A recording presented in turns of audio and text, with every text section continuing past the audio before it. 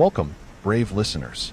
Tonight, I invite you to step into the darkness, to let the unknown whisper in your ear. These are not just stories. They are echoes of something deeper, something that lingers just beyond the veil of reality. Keep the lights low, the volume high, and whatever you do, don't look behind you. Now let's begin. I went into the mountains to be alone. That was the plan, at least. A week of hiking through the Appalachian wilderness. Just me and the trees, no distractions, no reminders of everything that had gone wrong in my life. I had lost my job a month earlier. Downsizing. They said, nothing personal. But it sure felt personal when I packed up my desk and walked out of that office for the last time, knowing I had nothing waiting for me. And then, just as I was starting to get my feet under me again, Sarah told me she was leaving. Said I was distant, like I wasn't really there even when I was right in front of her. She wasn't wrong, but it still hurt. So, I did what I always did when life got too heavy. I packed up my gear, grabbed my old hiking boots, and drove into the mountains. The Appalachian Trail was familiar, but I planned a more isolated route, off the main paths, deep into the quieter parts of the wilderness, where I wouldn't see another person for days. That was what I wanted, solitude. And at first, that's exactly what I got. The first day was easy. The air was crisp, the leaves just starting to turn, and the rhythm of hiking settled me. By the second day, I was deep in the forest, following a barely marked trail. No cell signal, no signs of civilization. Just me, the trees, and the distant sound of a stream somewhere beyond the ridge. But as the sun started to dip, I noticed something that made me pause. A cairn, a stack of rocks balanced too perfectly to be natural. That wasn't unusual. Hikers sometimes left them as markers.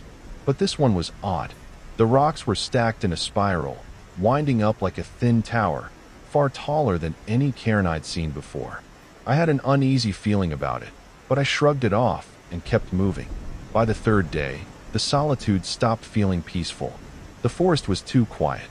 No birds, no rustling leaves, just an unnatural stillness that made my skin crawl. Sometimes, I thought I saw movement out of the corner of my eye, just a shift in the shadows between the trees. But when I turned, there was nothing. Then there were the claw marks.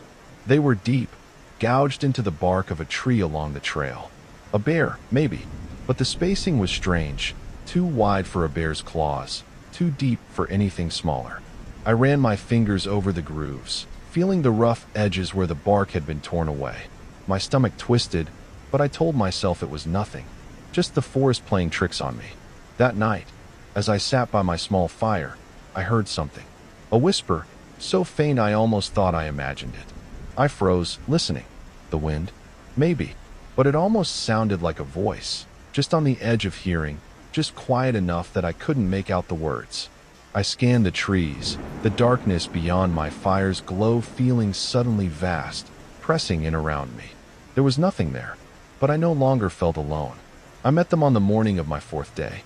I'd broken camp early, eager to put distance between myself and the lingering unease from the night before. The whisper, if it even was a whisper, had left me rattled, though I told myself it was just my imagination. The forest could play tricks on a person when they were alone too long. By mid-morning, the trees thinned slightly, and the trail curved around a moss-covered boulder. That's when I saw them. 4 hikers standing in the clearing up ahead. 2 men, 2 women, dressed in worn, mismatched hiking gear. They smiled as soon as they saw me, like they had been expecting me. "Well, there you are," one of the men said, his voice bright, warm. He was tall, lean, his jacket faded to a sun-bleached gray. The woman beside him, her hair pulled back in a messy braid, gave me a playful nudge as I stepped closer, as if we were old friends. "You must be heading up toward the ridge," she said. "Long way to go alone." I hesitated.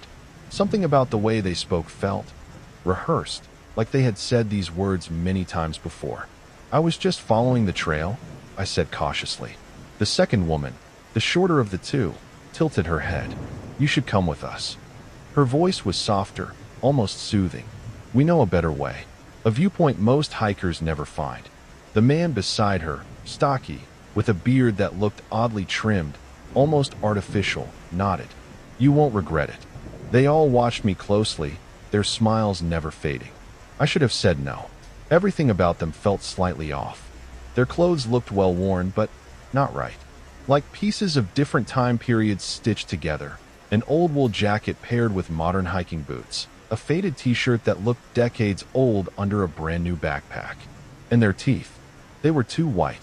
Not just healthy, but unnaturally clean for people who had supposedly been in the wilderness for days. But the worst part was their eyes. When they listened, they didn't blink. Still, I felt an odd pressure to go with them.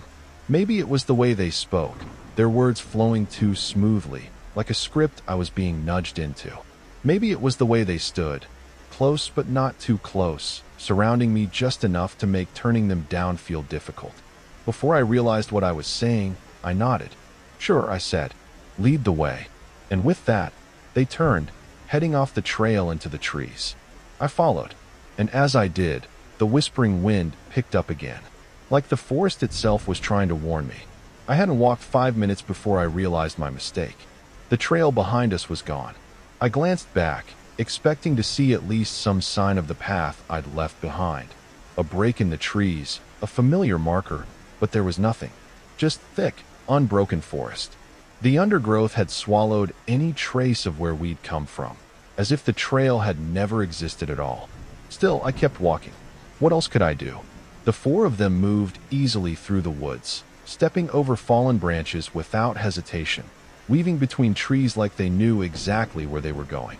The woman with the braid walked ahead, leading the way, while the bearded man fell in behind me.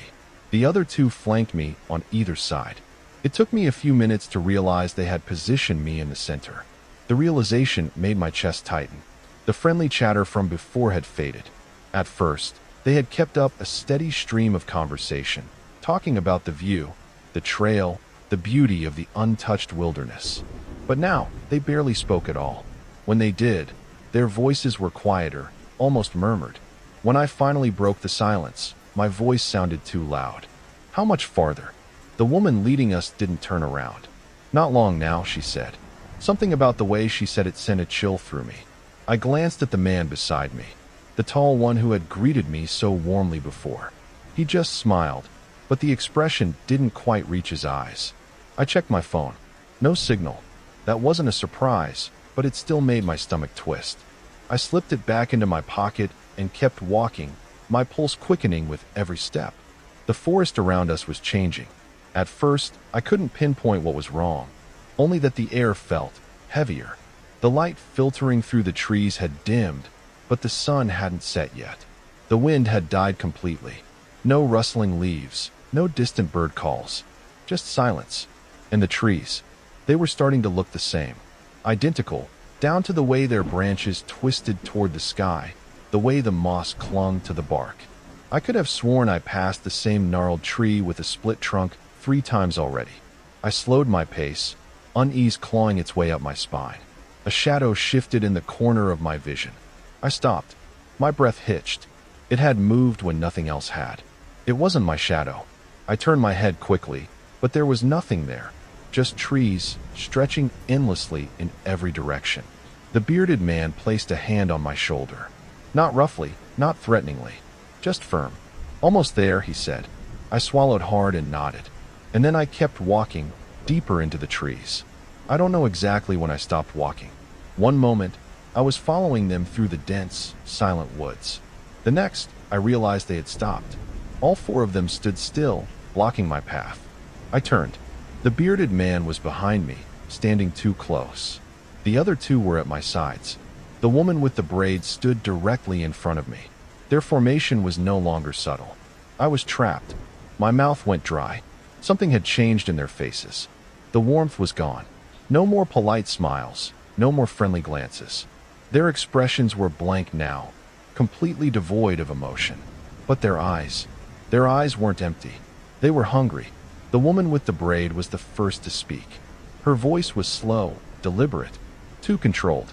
"It's been so long," she said, tilting her head slightly, "since we've had one like you." My pulse slammed in my ears. One like me? I took a small step back, but the bearded man mirrored me, closing the space just as quickly. What? I forced out. My voice sounded weak. None of them answered. Instead, they began to change. It wasn't sudden, not like in movies. It was subtle, gradual, as if my brain was only just now seeing them correctly. Their limbs, too long, not by much, but just enough to be wrong. Their fingers twitched, small, rapid jerks, like something struggling to fit inside the skin.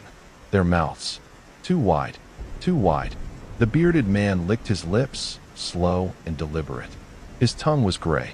I staggered back, my breath coming in short gasps. This wasn't real. It couldn't be real. I turned to run, and that's when I saw the trees. They had shifted, moved. The identical trunks I had noticed before. They were closer now, packed tightly together, cutting off every path but the one I had come from. The way back was gone, and the forest, it wasn't silent anymore. Somewhere, just beyond my vision, something else was moving. Something big. A deep, slow creaking sound filled the air, like the groan of ancient wood bending under an unseen weight. The four figures stepped closer. I could hear them breathing now, and I knew I was never supposed to leave these woods. I didn't think. I reacted. With a wild, desperate swing, I hurled my backpack at the bearded man. It struck him square in the chest, but there was no sound, no grunt, no impact, just the dull sensation of hitting nothing at all, like swinging at empty air. My stomach twisted, horror rising in my throat. But it was enough. He staggered, just a fraction, and in that fraction of a second, I ran. I didn't care where. I didn't look back. Branches whipped against my arms, brambles clawed at my legs, but I pushed forward, my breath coming in short, ragged gasps. The forest around me blurred, twisting into unfamiliar shapes, the once familiar trees now towering, warped things that loomed over me like silent sentinels. The light was fading fast, too fast. The sun had been high in the sky when I first followed them off the trail, but now everything was wrong. The world had dimmed into an eerie half-light, as if I had stepped into a place where time obeyed different rules. And then, the whispers. At first, they were faint, a rustling sound in the periphery of my hearing, like the wind moving through leaves. But there was no wind. Then, the voices came. Soft, amused. They were speaking my name. James. From behind me. James. From ahead. Come back. From everywhere. I choked back a sob, forcing my legs to move faster, my body screaming in protest. The trees blurred together in the dying light, all identical, all watching. Then I saw it. A light. Flickering, distant, warm, golden. A cabin? A campsite? A way out? I didn't care. I ran toward it, lungs burning, every muscle screaming for relief. It was close now, just a little farther, just a few more steps. And then, cold fingers brushed my shoulder. My entire body seized. The touch was impossibly cold, numbing cold, sinking deep into my skin like ice spreading through my veins. My legs locked. My breath hitched. And behind me, the whispers stopped. Silence. And then, a slow, rattling breath, just inches from my ear.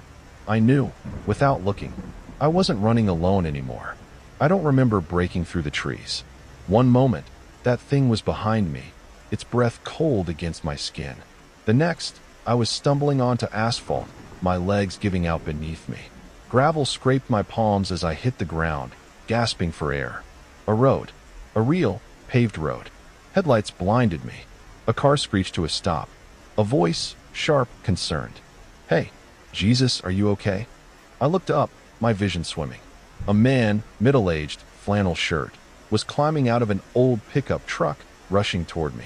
I tried to speak, but the words tangled in my throat. My body was shaking so violently I couldn't control it. He helped me up, his hands warm, human, real. You're lucky, man. There's nothing out here for miles. Where the hell did you come from? I turned, looking back at the woods. There was no break in the trees, no hidden path, just an unbroken wall of dark forest, stretching endlessly in both directions. I opened my mouth, closed it. I didn't know what to say. The police took my statement in a small station 2 towns over. I told them everything, about the 4 hikers, the strange trail, the things they became. They humored me. A few officers hiked out to the spot where I swore I had left the main trail, but they found nothing. No footprints, no cairns, no claw marks in the trees, no signs that anyone had been there at all. I knew how it sounded. A lone hiker, days in the wilderness, sleep-deprived, dehydrated. Maybe I had imagined it. Maybe it had all been a fever dream, my mind breaking under the weight of solitude. That's what I tried to believe, until I saw the photograph. It was 3 days later, in a motel room just outside of town. I hadn't been able to sleep, not really. Every time I closed my eyes, I saw their faces. Those two wide smiles. Those fingers, twitching and wrong. I flipped through the channels absent-mindedly, trying to distract myself, when the local news came on. Tonight, on the anniversary of their disappearance, we remember the 4 hikers who vanished in the Appalachian wilderness 20 years ago. The search was eventually called off, but their families still hold out hope for answers. I sat up. My breath stalled in my throat. The screen showed a grainy, black and white photograph. 2 men, 2 women, dressed in old, mismatched hiking gear. Smiling. They hadn't aged a day. I left town the next morning, got in my car and drove, putting as much distance between myself and those woods as possible. Eventually, I convinced myself I was safe. Months passed. I moved into a new place. A small apartment on the 3rd floor, far from any forests, far from any dark, twisting trails. I started to sleep again. And then, one night, a whisper, soft, amused, right outside my window. "James, you didn't really think you got away, did you?" I turned slowly, my blood running cold. The window was open. The curtains shifted, and beyond them, something moved in the dark. City life had worn me down. The endless noise, the pressure, the constant presence of people. I needed an escape. My therapist suggested a retreat, somewhere far from the concrete and neon, where I could breathe without feeling like the world was closing in. That was how I found the cabin. It was remote, farther than I expected, deep in the woods, beyond where GPS could guide me. The listing was vague but promising. A secluded cabin for complete solitude. No Wi-Fi, no neighbors, just you and nature. That was exactly what I wanted. I booked it for 2 weeks. The drive started off peaceful, a scenic stretch of open road. But as I got closer, things changed. The highway turned into a single-lane road, then into a winding dirt path barely wide enough for my car. The trees thickened on either side, blocking out more and more of the late afternoon light. The further I went, the quieter everything became. It was strange. No birds chirped, no branches creaked. Even the wind seemed to have stilled. After nearly an hour on that desolate road, I arrived. The cabin stood alone, exactly as advertised. But something felt off. It looked occupied, not in the sense that someone was there, but as if someone had just left. The porch had a rocking chair that was slightly turned, not quite aligned with the others. The woodpile was neatly stacked, though I knew there hadn't been any recent bookings. A faint smell of smoke lingered in the air, though the fireplace inside should have been cold. Then I noticed them. Footprints. Faint, scattered prints in the thin layer of dirt just outside the porch. Not mine. Not fresh. I told myself it was nothing. Maybe the last guest. Maybe an animal. Maybe my own nerves playing tricks on me. But as I stood there, taking in the eerie silence of the woods, I couldn't shake the feeling that someone had been here. And maybe, just maybe, they still were. I forced myself to shake off the unease. I had come here for solitude, and I wouldn't let my imagination ruin it. Inside, the cabin was cozy, small, but well kept. A stone fireplace took up most of one wall, with a pile of firewood stacked neatly beside it. A wooden rocking chair sat nearby, and a bookshelf filled with old, dusty paperbacks lined another corner. The kitchen was simple, the bedroom even more so, but it had everything I needed. I lit the fireplace, letting its warmth fill the space. As the flames crackled, I stretched out in the chair with a book, taking in the silence I had so badly craved. No honking cars, no shouting neighbors, just the soft flickering of firelight and the occasional creak of the wooden beams as the cabin settled. This was what I had come for. I don't know how long I read before I heard it. A light tapping, so faint I almost didn't notice it. Tap, tap, tap. I looked up, my eyes scanning the room. The sound had come from one of the windows, the one just beside the fireplace. I turned my head slowly, expecting what? A bird? A branch moving in the wind? But when I looked, there was nothing. Just the darkness pressing against the glass. I told myself it was the wind and went back to reading. But I found myself glancing at the window every few minutes. Watching, waiting, though for what, I didn't know. By the time I decided to go to bed, the unease had dulled, but it hadn't fully left me. I stepped outside for a breath of fresh air before turning in, the night air sharp against my skin. The moon was barely visible through the thick trees, casting faint silver slivers on the ground. That was when I saw them. A small pile of rocks, neatly stacked, just beside the porch steps. I hadn't put them there. They hadn't been there when I arrived. I stared at them, my breath slow and measured. Maybe the last guest left them, I reasoned. Maybe they had a habit of stacking rocks, a harmless little ritual. Still, I felt it again. That strange, creeping sensation, like being watched. I shook my head and went inside, locking the door behind me. That night, I slept fitfully. The warmth of the fire had faded, leaving only the faint glow of embers. As I drifted in and out of sleep, I thought I heard something, a whisper, faint and distant, like whine through the trees. But when I woke, the room was silent, and the fire, though I had let it die down, still smelled of smoke, as if someone had been here, tending to it, while I slept. I woke to the dull light of morning filtering through the cabin's small windows. The air inside was still, thick with the lingering scent of smoke and damp wood. I lay there for a moment, trying to shake the strange unease that had followed me into sleep. The whispers, I could barely remember them now, only the sensation they left behind. It was nothing, just my mind adjusting to the quiet. I dressed and stepped outside, stretching against the cool morning air. That was when I saw them. Footprints. They circled the cabin, small, deliberate, pressing into the dirt with unsettling precision. I froze, my pulse quickening. They weren't mine. I hadn't walked around the cabin, and even if I had, these weren't the deep, heavy imprints of my boots. They were lighter, smaller, like someone had been pacing. Watching, I forced myself to breathe, swallowing down the rising discomfort. There had to be an explanation. Maybe an animal, though they looked too human for that. Maybe someone had passed through during the night. A lost hiker, a local checking the property. That was when I noticed the rocks. The small pile from the night before had grown, now twice as large. The stones were stacked neatly, almost ceremoniously, right where I had seen them last. I crouched down, staring at them, trying to piece together some logical reason. Maybe I hadn't noticed all of them before. Maybe I had misjudged their size. Then my eyes caught something else. A carving. It was scratched into the wood of the porch, just beside the steps, as if done in a hurry. A single word, though the letters were jagged, unfinished. Illegible. I ran my fingers over the grooves. The edges were fresh. This hadn't been here when I arrived. I stood up quickly, scanning the woods, but the trees remained still, silent. My mind raced for answers. Maybe the last guest had left these things. Maybe some bored local kid had wandered up in the night, messing around.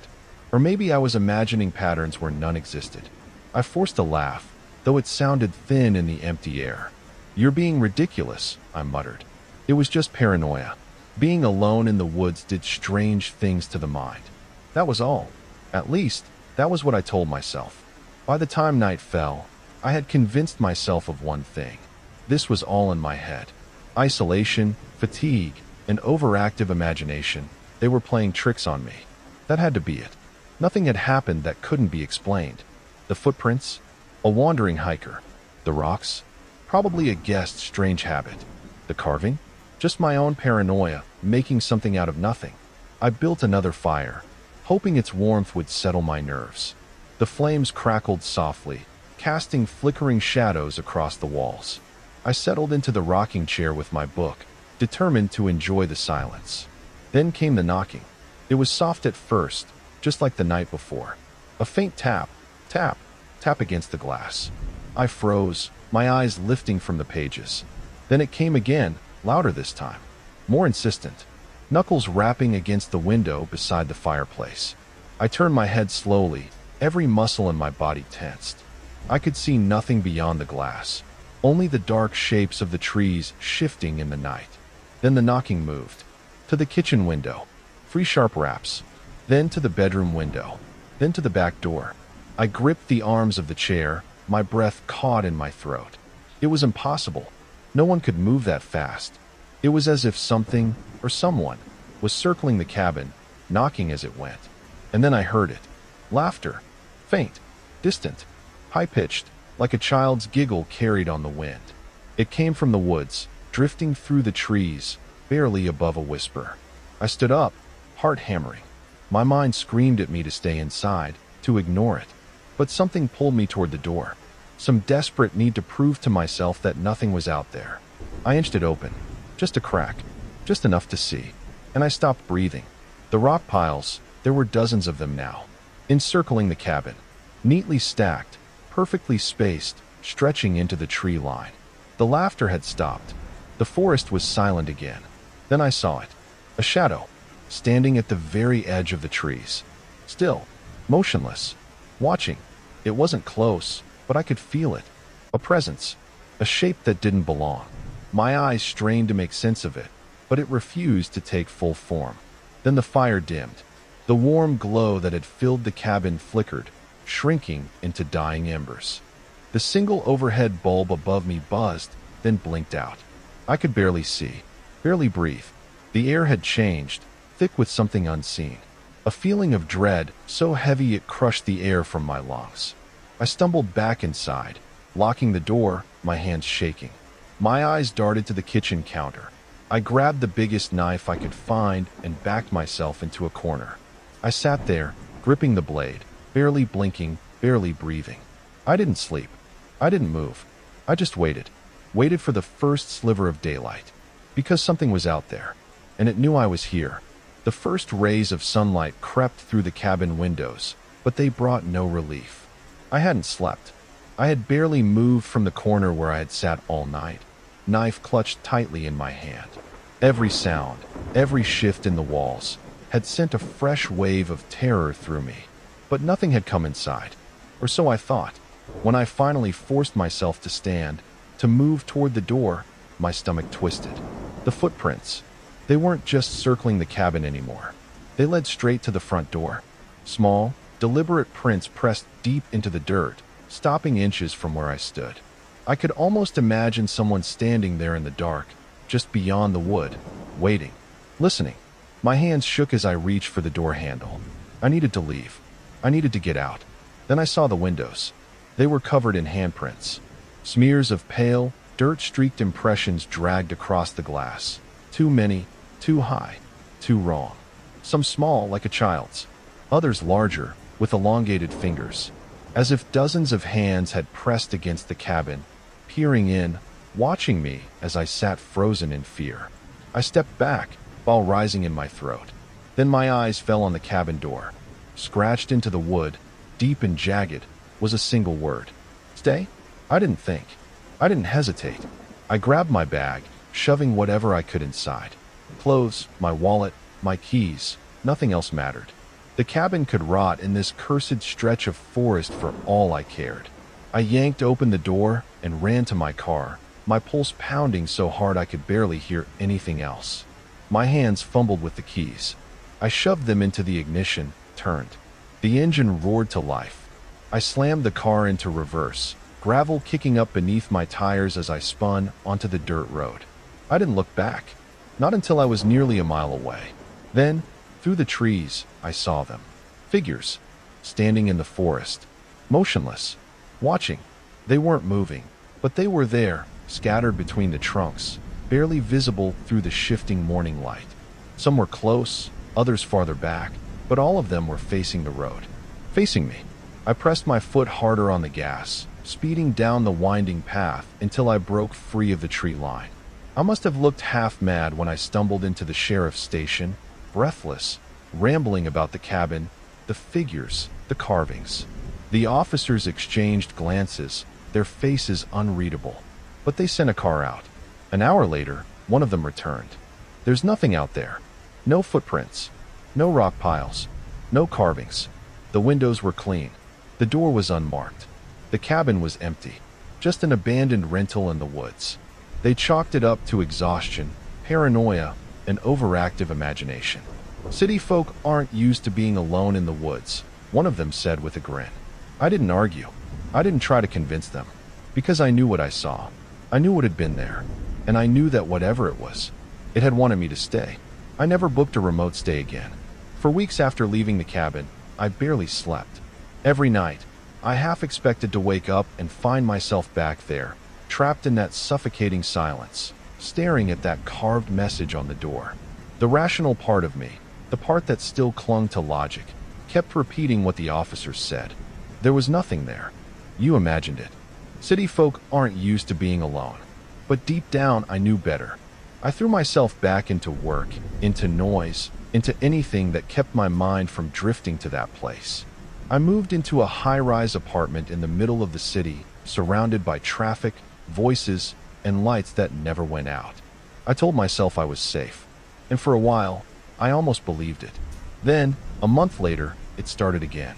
It was late, past midnight, when I first heard it. A faint tap, tap, tap against the window. I lived on the 6th floor. My blood turned to ice. I didn't move, didn't breathe. The tapping stopped. The next night, it came again. A little louder, a little closer. Always at odd hours. Always just enough to wake me. One night, I worked up the nerve to look. The window was empty. Just the city stretched out before me, glowing in the dark. No trees, no forest. Just the reflection of my own pale, sleepless face staring back. But I felt it.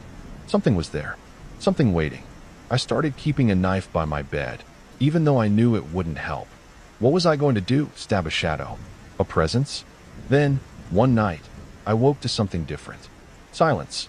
A stillness so complete it reminded me of the woods. I sat up, my pulse already racing. And that was when I saw it. At the foot of my bed, a small, neat pile of rocks. Stacked perfectly. Waiting. My breath hitched. My vision tunneled. I had locked my door. I had checked every window. There was no way, no way. The air in the room felt thick. Heavy. Like something unseen was standing in the dark corners, just beyond my vision. Watching. I didn't move. I couldn't. Then, just barely, just softly, I heard it. A faint giggle. From inside the room. And the knocking started again. I had been driving for hours, the road stretching endlessly ahead, swallowed by the darkness of the surrounding woods. The occasional sign flickered past, rusted and unreadable in the dim glow of my headlights. I was exhausted, my body aching from sitting in the driver's seat for so long. But I had no choice. I needed to keep going. It was supposed to be a straightforward drive home. I had spent the past week in another city, a business trip that had gone on longer than expected. My wife had texted earlier in the evening, asking if I was close. I told her I'd be home late, probably after midnight. That was before my cell service cut out. The deeper I went into the woods, the more isolated I felt. No gas stations, no houses, not even an abandoned rest stop. Just mile after mile of darkness, interrupted only by the rhythmic hum of my tires on the asphalt and the occasional chirp of unseen insects. The silence was unnerving. Then came the feeling. At first, it was subtle, an itch at the back of my mind, like something was just slightly off. I checked my mirrors. Nothing. Just the trees, their twisted branches illuminated for a brief moment before vanishing into the night. But the sensation didn't go away. If anything, it grew stronger. I shook it off, blaming exhaustion. But then I saw them. Headlights. In the distance, barely more than pinpricks of light. Relief washed over me at the sight of another vehicle, but when I glanced back a second later, they were gone. I frowned, gripping the wheel a little tighter. Maybe they had turned onto another road? But that didn't make sense. This was a straight highway with no exits for miles. I kept driving, telling myself it was just my imagination. But the feeling of being watched refused to fade. The road curved sharply, and as I rounded the bend, my heart lurched. A massive pile of debris blocked the highway. Fallen logs, Thick branches and even chunks of concrete were stacked across the asphalt like a hastily built barricade. I slammed on the brakes, my tires skidding slightly before coming to a stop just feet away. My headlights illuminated the mess, casting eerie shadows across the tangled limbs of the trees beyond.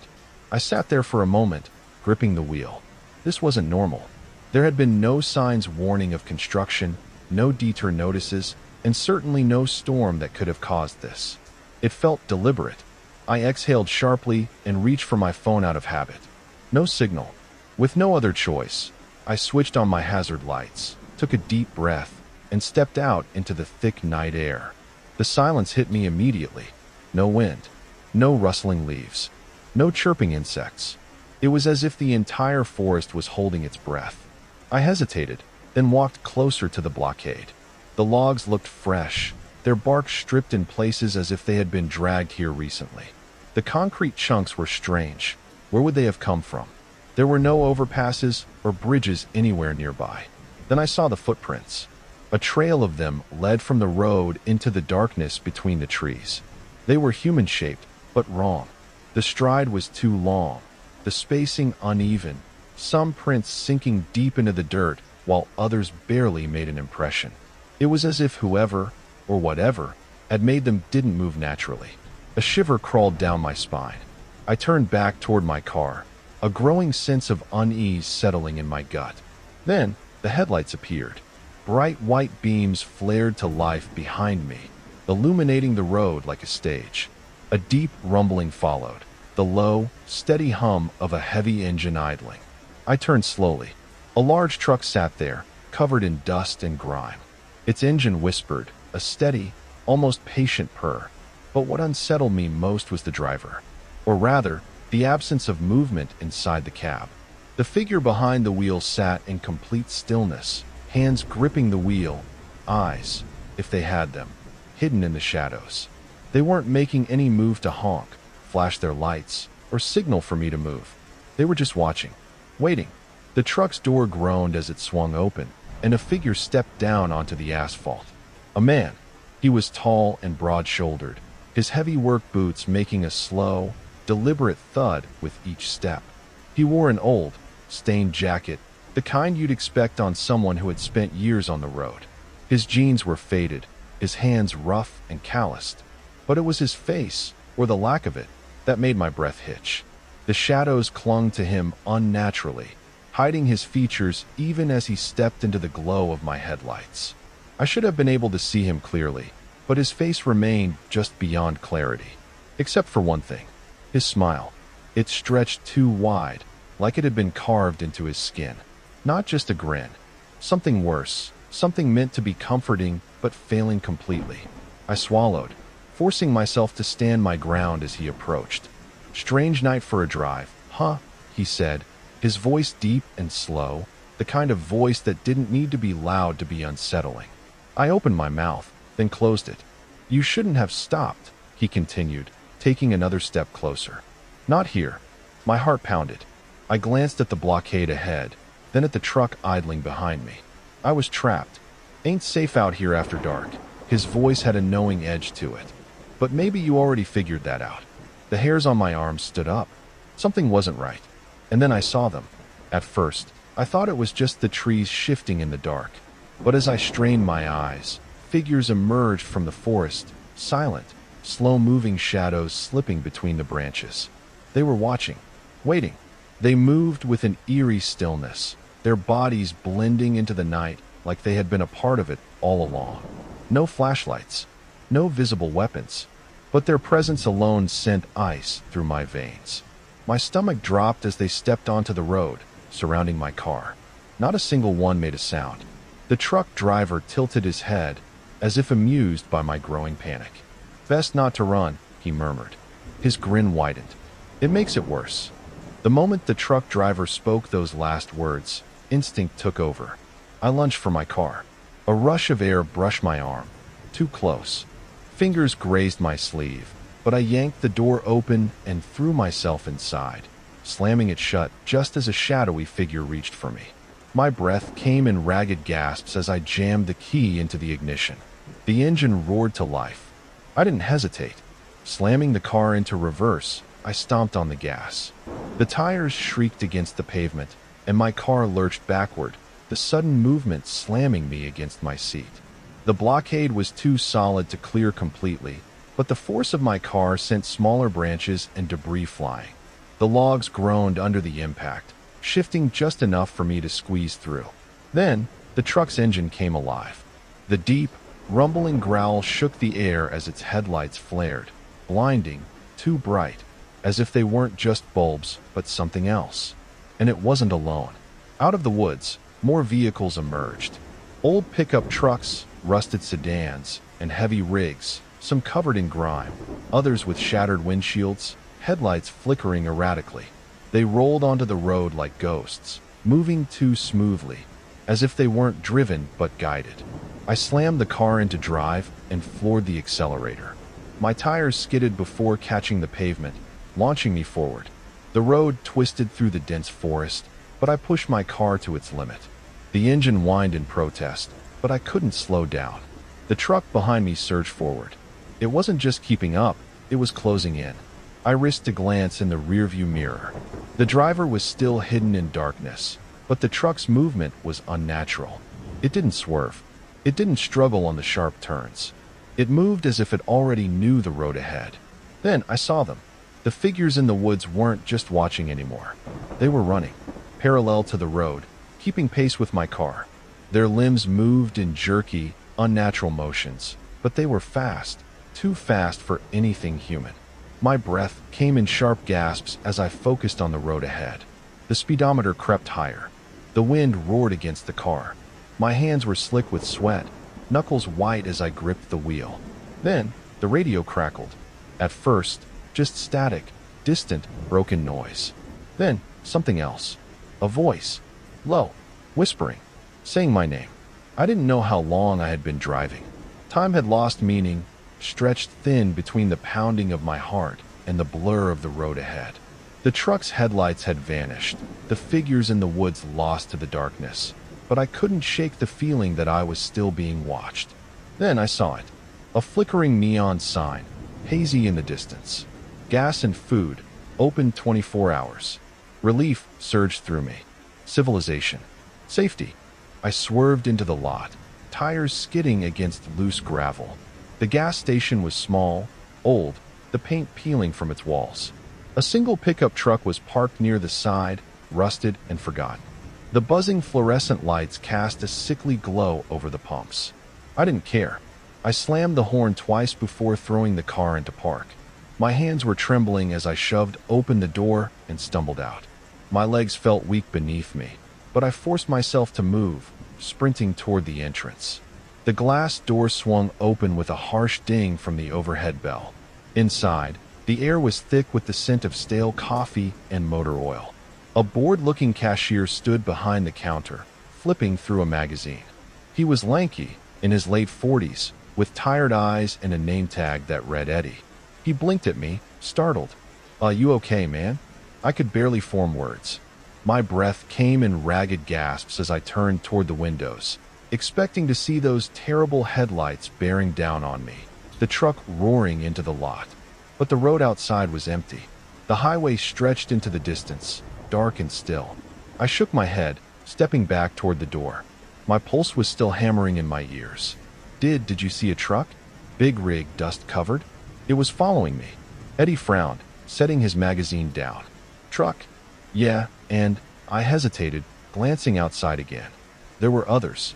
Cars. People in the woods. They were chasing me. He looked genuinely confused. "Man, I haven't seen a single car pass through all night. Just you." A cold shiver ran down my spine. That wasn't possible. I swallowed hard, forcing my voice to steady. "Can you call the cops?" Eddie hesitated, eyeing me like he wasn't sure if I was messing with him. But then he sighed, reaching for the phone. Yeah, I'll call the sheriff." I turned back toward the window, watching the road. My car sat alone in the lot. There were no distant headlights, no shifting shadows in the trees. Had it all been in my head? No. The fear in my bones was real. 30 minutes later, a patrol car pulled into the lot, its red and blue lights flickering. A heavy-set deputy stepped out, adjusting his belt as he walked inside. His uniform was crisp, his expression unreadable. "You the one who called?" he asked, glancing between me and Eddie. I nodded. "Yeah, I was driving down the highway, and there was this roadblock. Logs, concrete, like someone put it there on purpose. And this truck, it was chasing me. There were people in the woods. They were fast, too fast. I stopped myself. I sounded crazy." The deputy frowned. "What mile marker was this at?" I exhaled, trying to think. "Maybe 20 miles back? I don't know exactly. I was just trying to get away." He gave a slow nod. "All right, let's go take a look." I didn't want to go back, but I needed proof. We drove in silence, my stomach twisting with every passing mile. I braced myself for what we would find: the shattered logs, the footprints, something to prove I wasn't losing my mind. But when we arrived at the spot, my breath caught in my throat. The road was clear. No logs, no concrete, no tire marks, no sign of a roadblock at all, like nothing had ever happened. The deputy turned to me, arms crossed. "This where it was?" I swallowed hard, stepping out of the patrol car. Yes, it was right here. He glanced around, shining his flashlight toward the woods. No signs of anything. I shook my head. That's not possible. I turned in a slow circle, searching the road, the trees, even the sky. Anything that could explain this. Nothing. And then I noticed something else. The forest wasn't silent anymore. The wind had returned, rustling the branches. Insects chirped. A distant owl hooted. It was as if the world had reset itself. The deputy let out a breath. "You sure you weren't just tired? Long night on the road, dark highway. Things can play tricks on you." "No," I said firmly. "It happened." He gave me a long look. "Well, there's nothing here now." He tapped his radio. "I'll file a report, but if nothing turns up, I'd suggest getting some rest. Maybe lay off the caffeine, all right?" I didn't argue. I didn't know what to say. As he drove me back to the gas station, I stared out at the highway. The road was empty, but I knew the truth. Somewhere out there, they were still watching, waiting. I made it home. 4 days after that night, I tried to convince myself it had been exhaustion, stress, some kind of waking nightmare brought on by too many hours on the road. The police had found nothing. The gas station attendant swore no one else had passed through. Maybe I had imagined it. That's what I told myself, until I saw the handprints. It was 3 days later. I was heading out to run errands, keys jingling in my hand, when I noticed them. Muddy, smeared prints along the sides of my car. Too many to count. Some were full palm prints, others just streaks, as if fingers had dragged across the surface. They covered the driver's side door, the windows, even the hood. The worst part? They weren't spaced normally. Some were too high, others angled in a way that suggested the hands that made them hadn't been standing upright. My stomach turned. I hadn't driven since that night. The car had been parked in my driveway the whole time. There was no reason for the prints to be there. I backed away, pulse hammering in my throat. Then my radio crackled. The car was off, the keys still in my hand. But from inside, the radio came to life. Just static at first, distant and broken. Then a voice, low, whispering, "Told you not to run." I stumbled back, nearly dropping my keys. My breath came fast and shallow. My yard was empty, the street quiet. There was no one there. But I felt them, watching, waiting. That night, I dreamed of headlights. They hovered outside my window, motionless, just beyond the curtains. The low hum of an idling engine filled the air. I couldn't move, couldn't breathe. A shadow stood outside, just on the edge of the glow, smiling. I woke up drenched in sweat, gasping for air. My room was silent, my window dark. But the fear remained, lodged deep in my bones. I didn't sleep the next night, or the night after that, because I knew the truth now. You can escape the road, but you can never outrun what waits in the dark. I travel for work more than I'd like. At this point, airports and hotels blur together, a monotonous cycle of meetings, handshakes, and late-night emails. That night was no different. I had spent the past 3 days locked in conference rooms, negotiating deals, barely getting any sleep. By the time I arrived at the airport, my body ached with exhaustion, and all I wanted was to close my eyes for a few hours on the red-eye home. But something about the airport felt off. It wasn't just the late hour. Airports were always quiet at this time of night, but there was a different kind of silence in the terminal. A hollow, expectant stillness. The air smelled stale, as if it had been sitting too long without movement. The few passengers waiting at the gate were oddly subdued, staring at their phones or out the window with an almost vacant detachment. When the boarding announcement finally came, I grabbed my carry-on and made my way onto the plane. The moment I stepped inside, an unnatural chill settled over me. The air conditioning was running high, but this was different. It was the kind of cold that made the hairs on my arms stand up. As I walked down the aisle, I noticed the overhead lights flickering, a soft buzzing sound accompanying their uneven glow. The flight attendants were there, going through the motions, but something in their expressions was wrong. Their smiles were thin, their movements rushed, as if they wanted to get through the boarding process as quickly as possible.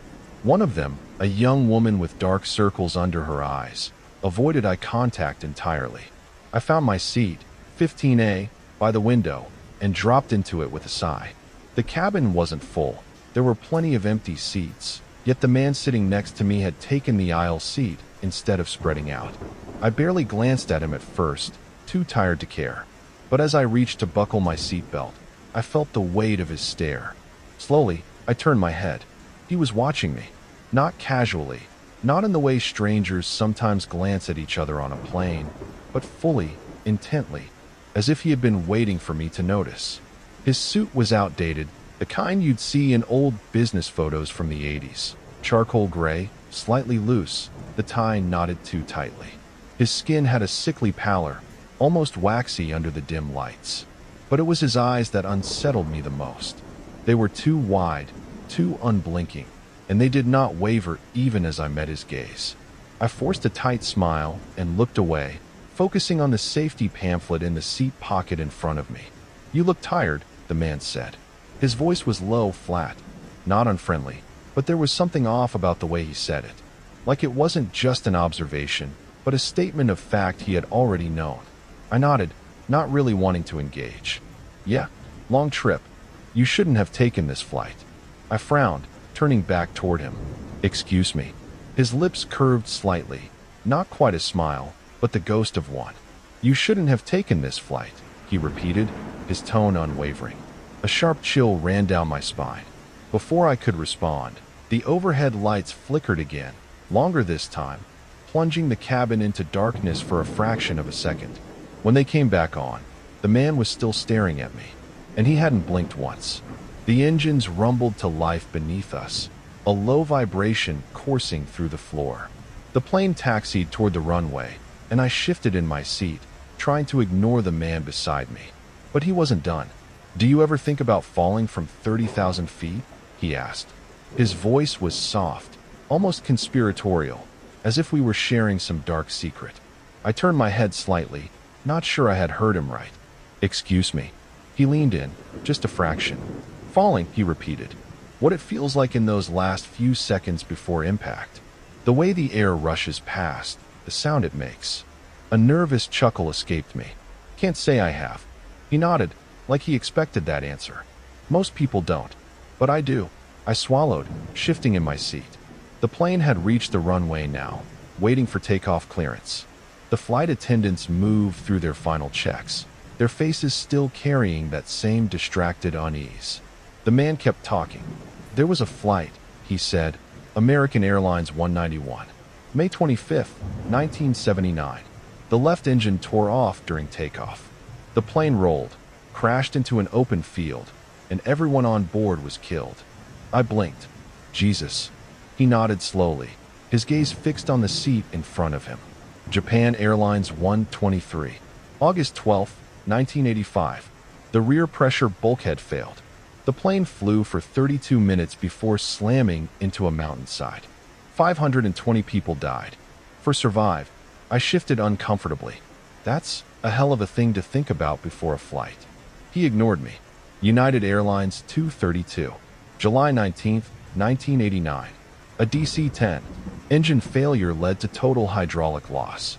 The pilots did their best, but the plane cartwheeled on landing. 112 people died. I let out a breath, forcing a chuckle. Okay, man, you gotta work on your in-flight conversation skills. He turned then, eyes locking onto mine. What do you think people say in their final moments? A chill crept up my spine. I don't know, I muttered. Prayers, maybe?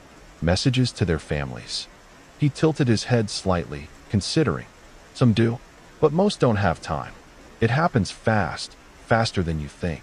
And when they do get the chance, it's usually the same words. I didn't want to ask, but I did. What words? His lips parted, and in a hushed, almost reverent voice, he whispered, "Oh God." I swallowed hard. The plane jolted forward, the engines roaring as we started speeding down the runway. I gripped the armrests instinctively, pulse quickening. The man beside me continued as if he didn't notice.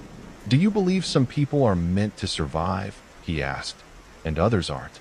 I turned to him sharply. "What?" His expression was unreadable, his gaze steady. "Survivors. Soul survivors, especially. It's rare, but it happens." Vesna Vulovic, 1972, fell 33,000 feet and lived. Julianne Koepke, 1971, fell from 10,000 feet into the jungle. They say fate chose them. But what about the ones fate doesn't choose? The wheels lifted off the ground. The familiar weightless sensation pressed against my chest as the plane climbed. I focused on the seat in front of me, ignoring the man, willing myself to tune him out. But then he said something that made my blood run cold. "This flight," he murmured. "You know it's already happened, don't you?" I turned to him slowly, my mouth dry. "What?" "This crash. The one we're in." His voice was almost gentle. I remember it. I felt my breath catch in my throat. He smiled then. A small, knowing smile. And he still hadn't blinked. The plane climbed steadily, the city lights below shrinking into a vast sea of darkness. I tried to ignore the man beside me, his eerie calm, his cryptic words. Maybe he was just some weirdo with a morbid obsession. Maybe I was too exhausted, letting my mind play tricks on me. And then the plane dropped. Not a gentle shift, not the expected sway of turbulence, but a sudden, stomach-lurching plunge. Gasps filled the cabin as overhead compartments rattled. A few seatbelt chimes went off, the unmistakable sound of someone scrambling to buckle in too late. I gripped my armrests. The engines roared, straining as the plane steadied itself. A nervous murmur spread among the passengers. Across the aisle, a woman clutched her husband's hand. A businessman a few rows up glanced around, wide-eyed. The seatbelt sign above us flickered, on, off, then on again, before finally staying lit. I turned my head slowly toward my seatmate. He was grinning. His teeth, too white in the dim cabin lights, stretched into a smile of pure delight. His fingers drummed lightly against his knee, as if he were enjoying the show. "It's starting," he whispered. My stomach nodded. "What the hell is wrong with you?" I hissed under my breath. He didn't answer. The plane jolted again, harder this time. A tray table popped open somewhere behind us. A few rows up, a plastic cup tumbled to the floor, ice scattering like marbles. And then the worst sound of all. The engines changed pitch. A deep, guttural groan reverberated through the aircraft, like metal straining under some immense weight. The plane dipped sharply, and this time, the descent didn't stop right away. Screams rang out. A child wailed. Someone shouted, "What's happening?" Oxygen masks dropped from the ceiling, swaying violently. More screams followed, people fumbling to grab them. My breath hitched as I reached for mine with shaking hands. And in the chaos, I saw the flight attendants. They weren't panicked. They weren't shouting orders or rushing to help. They stood in the shadows of the cabin, their faces blank, unreadable. One of them, the woman from earlier, the one who had seemed so uneasy before takeoff, was watching us. Watching me. She didn't move, didn't blink. And in that moment, I knew. Something was very, very wrong. The plane was falling. I could hear nothing but the deafening roar of wind and engines, the screams of passengers drowning in the chaos. My stomach lurched as we dropped again, the cabin tilting at a sickening angle. The overhead lights flickered violently, casting shadows that stretched and shrank in unnatural ways. Through the dim glow, The stranger beside me leaned in. His face was too close now, his breath unnervingly steady. Amidst the terror, his voice cut through, calm and patient, as if he were merely continuing a conversation. "Tell me," he murmured, "what's your darkest secret?" My heart pounded against my ribs. My fingers dug into the armrests, knuckles white, breath coming in ragged gasps through the oxygen mask. I tried to ignore him. I tried to focus on anything else, the distorted cries around me, the panicked prayers muttered between sobs. But his words slithered into my mind like smoke, curling around my thoughts, tightening, squeezing. "What's your darkest secret?" A pressure built in my chest, an unbearable weight, like something unseen was reaching inside me, pulling. And then, a memory. Not just a memory. A flash. A different plane. A different time. Fire. Screams. Metal torn open like paper. And him. The stranger. I saw him in the seat beside me, just like now, watching, waiting, as the plane around us crumbled into nothingness. No, that wasn't possible. That wasn't real. But the memory slammed into me with the force of a freight train. I had been here before. I had met this man before. Or had I met him every time? The realization sent a bolt of cold terror through my veins. My vision blurred. My body felt weightless. And then, impact. A sound like the sky itself shattering. A brilliant, searing flash of white. And then, darkness. I woke up gasping. The world around me was sterile. White walls, the steady beep of a heart monitor, the distant hum of hospital machinery. My body ached. My limbs felt impossibly heavy. I was alive. My mind scrambled to make sense of it. The flight, the crash, the impact. I had felt the fire. I had seen the end. But I was here. A soft voice pulled me from my thoughts. "You're awake." I turned my head, wincing at the effort. A nurse stood beside my bed, offering a small, cautious smile. "You've been unconscious for 3 days," she said gently. "You're one of the lucky ones." I swallowed, my throat dry. "How many?" Her smile faded. A pause. A handful. Out of a full flight. My pulse quickened. "My seatmate," I croaked. "The man next to me. Did he make it?" The nurse's brow furrowed. "Your seatmate?" "Yes." I forced myself up slightly, ignoring the pain. Tall, pale skin, dark suit, an old one. He was sitting right next to me. She hesitated. "Sir, your seat was empty." My breath caught in my throat. "No," I said quickly, shaking my head. "No, that's not possible. He was right there. We talked." The nurse glanced toward the door, clearly debating whether to call someone. "Rest," she said instead, her voice soothing, rehearsed. "You've been through a lot. Sometimes, after trauma, the mind." I wasn't listening anymore. My gaze had drifted to the television mounted in the corner of the room. The news was playing, an anchor speaking somberly about the tragedy. But my focus locked onto something else. A flight number. One scheduled to depart in 2 days. One that felt familiar. My stomach twisted as the realization settled in. I knew that flight. I had been on that flight. A sharp gasp escaped me as my eyes flicked downward to my bedside table. A boarding pass sat there. Crisp, clean, waiting. It had my name on it. I hadn't bought another ticket. I hadn't booked another flight. But there it was. The air in the room felt suddenly wrong. Heavy, suffocating. And then, just barely above a whisper, a voice. Low, amused. Right by my ear. "We'll be seeing each other again." I barely noticed the click of my apartment door shutting behind me. My body ached from the day's exhaustion, and all I wanted was to drop my bag, kick off my shoes, and collapse onto the couch. The fluorescent hallway lights outside had given me a headache, and the quiet of my small apartment should have been a relief. But something was wrong. I hesitated in the doorway, my fingers still wrapped around my key. Everything looked the same. The couch, the bookshelf, the framed photo of my mother by the TV. Yet, a strange heaviness hung in the air, like the room had been waiting for me. I tried to shake off the unease as I set my keys on the kitchen counter. Maybe I was just imagining things. Maybe I was overtired. But then I noticed my keys landed a little too far to the right. Hadn't I left the mail there this morning? And why was the wall clock ticking so loudly? It had never done that before. A faint smell drifted through the air. Coffee. That's when I saw him. A man stood in my kitchen, his back turned to me as he reached for one of my mugs. He moved with an unsettling familiarity, as if he had done this 100 times before.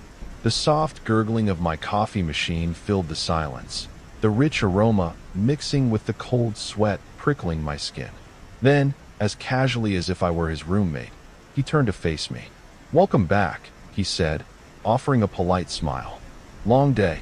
My breath caught in my throat. I had never seen him before in my life. My pulse pounded in my ears. I took an instinctive step back, my fingers brushing against the cool metal of my keys still on the counter. "Who the hell are you?" My voice came out sharper than I intended, but I didn't care. There was a stranger in my kitchen, making himself at home. The man raised an eyebrow, his expression more amused than startled. "Come on," he said lightly, stirring his coffee. "No need to be dramatic." He took a slow sip, his eyes never leaving mine. I glanced toward the front door, calculating how fast I could run. My phone was still in my bag, out of reach. My breath came shallow as I forced my voice to stay steady. "I don't know you," I said. "You need to leave. Now." The man let out a soft chuckle, shaking his head as if I were the one acting strange. "That's disappointing," he murmured, setting his mug down with a quiet clink. Something about the smell of the coffee made my stomach turn. It wasn't just coffee, it was my coffee. The exact way I made it. The exact ratio of sugar to cream. A familiar scent that had always meant comfort, now tainted with dread. "Who are you?" I demanded again. He sighed, rubbing his temple like a teacher dealing with a forgetful student. Then he looked at me, his expression shifting from amusement to something closer to pity. "You really don't remember, do you?" A chill rolled through me. "What are you talking about?" He tilted his head slightly, studying my face. "This place, it's not real." A sickening pause. I stared at him, my mind scrambling to process what he had just said. "Get out," I whispered. But he didn't move. Instead, he leaned forward, resting his arms on the counter. His voice softened, but his words dug into me like hooks. "I know how you sleep, with the fan on, but pointed away from you because you don't like the air on your face." His gaze flickered to the hallway. "I know you leave the bathroom light on at night, just in case." He smiled faintly. "I know you hum to yourself when you're nervous, just like you're doing now." I clamped my mouth shut. I was humming, so quietly I hadn't even realized it. My head spun. How did he know that? Had he been watching me? And then he said something that made the world shift beneath my feet. I remember the accident. My breath hitched. The room seemed to darken for a split second, the edges of the walls flickering like a faulty screen. The furniture looked different, subtly rearranged, like an imperfect recreation of my home. I swallowed hard. "What accident?" I asked, but my voice was barely a whisper. The man just smiled, tilting his head. "Ah," he said, "that part hasn't come back to you yet." My heart pounded as I reached for my bag, fingers fumbling to yank my phone out. My hands were shaking, but I managed to unlock the screen and punch in 911. Except, the numbers were wrong. The screen flickered, distorting like a glitching video. The numbers rearranged themselves into nonsense. 914, 119, 000. The call icon pulsed under my thumb, but when I pressed it, nothing happened. No dial tone, no sound at all. Just an empty screen, flickering like a dying light. Panic surged through me. I turned toward the door. If I could just get out, find someone, anyone. But then I saw it. A crack, thin and jagged. It split down the far wall near the bookshelf. Blackness oozed from it, not like paint, but something alive, something wrong. I blinked, and suddenly there were more.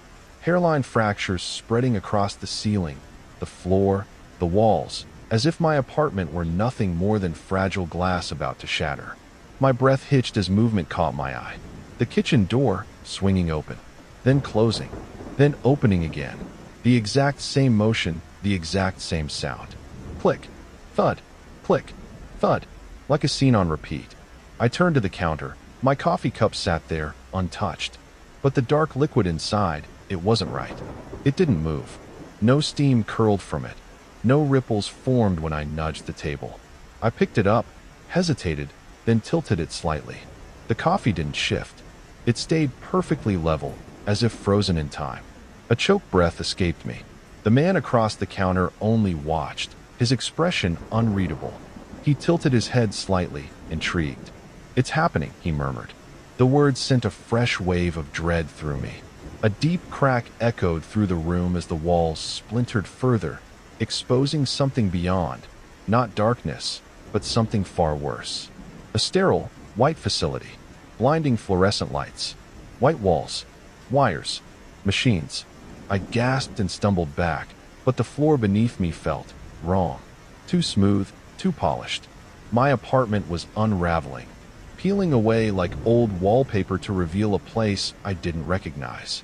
And then, the shadows moved, not cast by any light, not following any natural path. They slithered across the floor, stretching toward me like grasping hands.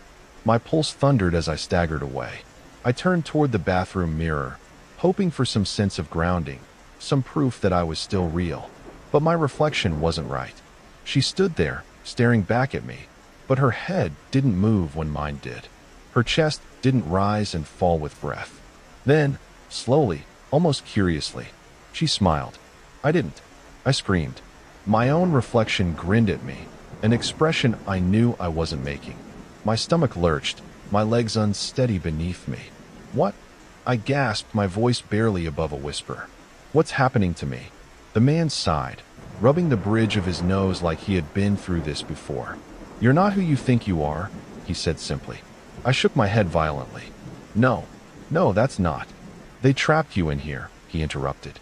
His voice was calm, patient. "Inside your own mind." The cracks in the walls widened, the sterile white of the facility bleeding through. The apartment, the place I had called home, was disintegrating piece by piece. My couch warped, melting into the pristine floor beneath it.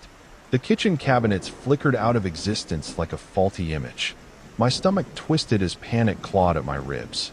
"This isn't real," I choked out. "It was real enough," the man admitted. "A prison disguised as a life." I staggered back, my mind reeling. "No, I live here. I have a job, friends." He gave me a sad, knowing look. "Name one," he said. I opened my mouth. Nothing came out. My thoughts scrambled, reaching for something, anything. A friend, a coworker, my boss. But all I found was empty static. I clutched my head as sharp pain flared behind my eyes.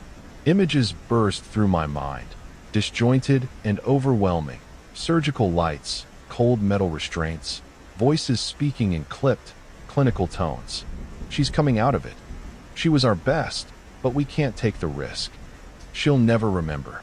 A flash, me, strapped to a table, struggling against the binds. Another flash, my own voice, filled with rage.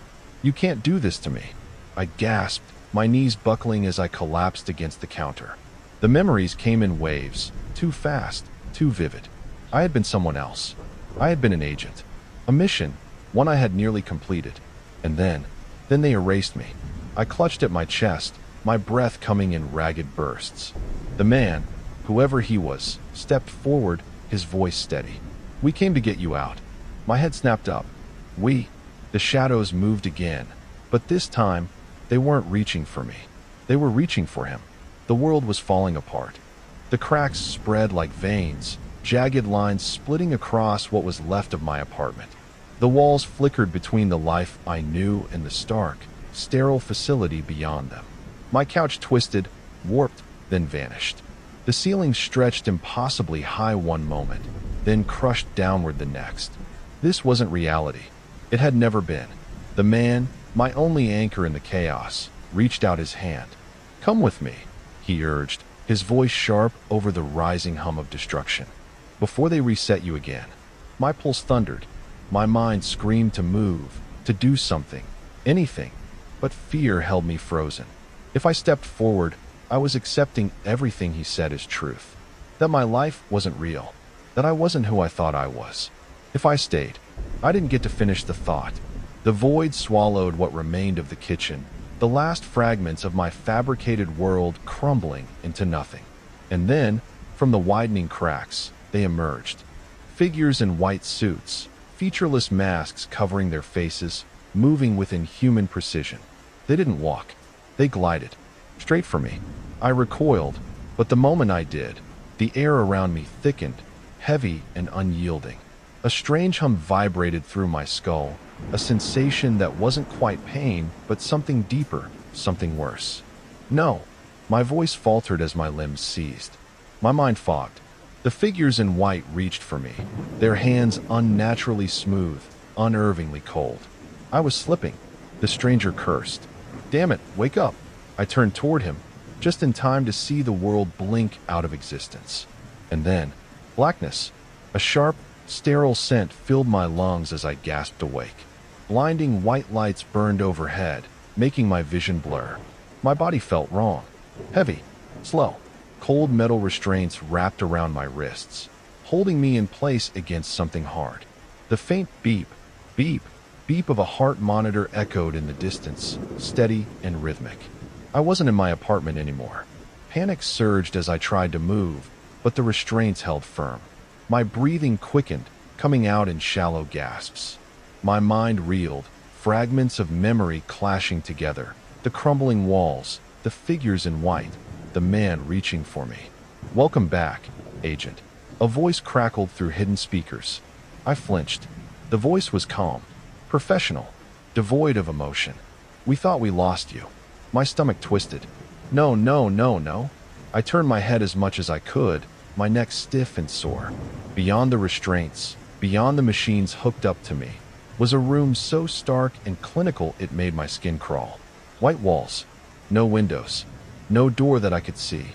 And then I saw him, a shadow in the corner, the man from my apartment. He stood perfectly still, watching me with quiet amusement, smiling. The realization hit me like ice water. He was never trying to help me. He was part of it all along. My breath caught in my throat as his smile widened, just slightly. "Welcome back," he murmured. And then the lights flickered, and the restraints tightened. It was a beautiful afternoon, the kind that makes you forget anything bad could ever happen. The sun shone warmly, casting golden light over the park, where children's laughter blended with the rustling leaves. The air smelled of fresh-cut grass and the distant sweetness of ice cream from a nearby cart. Ducks glided lazily across the pond, creating gentle ripples in the still water. It was peaceful, ordinary, safe. I held my daughter's hand as we walked along the paved path, her tiny fingers wrapped around mine. Lily was 5, full of energy, and never without a smile that could brighten the gloomiest day. She wore her favorite yellow jacket, the one she insisted on wearing even when it wasn't cold. "So you can always see me, Mommy," she had said that morning with a giggle. I smiled at the memory as we reached the playground. "Go on, sweetheart," I said, releasing her hand. She squealed with excitement and ran toward the swings, her tiny legs carrying her across the soft mulch. I followed at a relaxed pace, finding a bench nearby. I liked to watch her play, her laughter mixing with the sounds of other children, so full of life and innocence. For a while, everything was perfect. Then my phone buzzed. It was just a text, something unimportant, something that could have waited. But without thinking, I reached into my bag and glanced at the screen. My fingers hovered over the keyboard as I quickly typed a response. 10 seconds, maybe 15. When I looked up, Lily was gone. Lily. My voice cut through the cheerful noise of the park, but it carried an edge of uncertainty. I stood up, scanning the playground. Kids darted across the jungle gym. A little girl giggled as she spun on the merry-go-round. A boy kicked a soccer ball to his friend. But Lily was nowhere. "Lily," I called again, louder this time. My chest tightened. I hurried toward the swings, expecting to see her crouched somewhere, maybe tying her shoelace, maybe playing a game. But she wasn't there. The yellow jacket, so bright, so unmistakable, was gone. Panic surged through me like ice water. I spun around, searching for any flash of yellow among the crowd. Nothing. My breathing quickened as I rushed to a nearby couple sitting on a picnic blanket. "Have you seen my daughter?" Little girl, 5 years old, wearing a yellow jacket. They exchanged worried glances and shook their heads. A jogger stopped mid-stride. "I saw her on the swings a few minutes ago," she said, pointing. "But I wasn't really paying attention." Minutes. That was all it took. A few minutes of distraction, and my baby had vanished. More people gathered as I shouted Lily's name again, my voice now trembling. A man offered to check the bathrooms. Another ran toward the parking lot. Strangers, mothers, fathers, even teenagers, began calling out for her, but the more voices that joined, the more terrifying the silence became. Someone called the police. Within minutes, red and blue lights flashed at the park's entrance. Officers moved in, asking questions, gathering descriptions. One of them, a woman with kind eyes, placed a firm hand on my shoulder. "We're going to find her, ma'am. Stay with us." I nodded, but my body was numb, my ears ringing. Search dogs were brought in. They sniffed Lily's jacket, then took off, their handlers gripping the leashes tightly. My breath caught as they pulled toward the pond, noses to the ground, moving fast, too fast. The officers followed closely. My legs felt like lead, but I forced myself to run after them, my heart pounding so hard I thought I might collapse. Then, as suddenly as they started, the dogs stopped. They circled, whined, noses still to the ground, confused.